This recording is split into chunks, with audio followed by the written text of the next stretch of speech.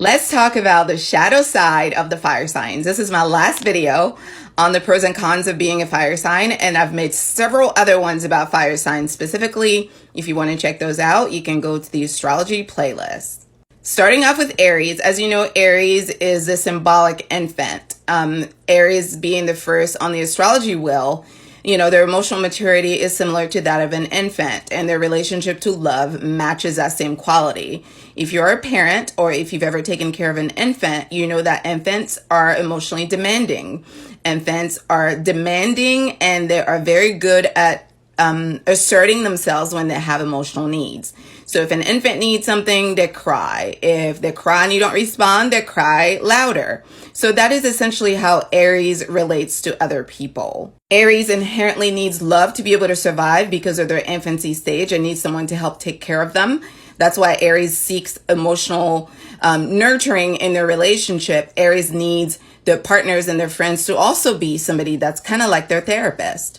And just like infants that jump into things head first without thinking it through because they assume that, the parent has their goodwill, in mind, and the parent who's there is there to take care of them. But unfortunately for them, they learn the hard way that sometimes their love is taken for granted. It's abused, it's used, it's met with betrayal, and it's met with abuse. Aries' biggest fear is emotional abandonment. This is why they're emotionally abusive to their partners, because they think if they keep subjugating them, then they will be too emotionally damaged to want to leave them. Leo is like the overly confident but yet insecure teenager who's just blossomed and come into their own sexuality and knows their own power and suddenly believes they know everything, and they need to go around and telling everybody else how to do everything because they have it all figured out. This is why Leo is very sensitive to being made fun of, because like a typical teenager, they can't handle any kind of negative attention. And this is why Leo really comes alive when you flatter them. They respond really well to flattery if you know them. Leo loves puppy love, just like a teenager. They love the honeymoon period of the love relationship. And, they haven't really fully matured into adulthood yet. So the other stuff is a lot harder for them. This is a perfect example of this is J-Lo. She's been married numerous times, and the reason for that is because as love matures and changes, it becomes less desirable to a Leo.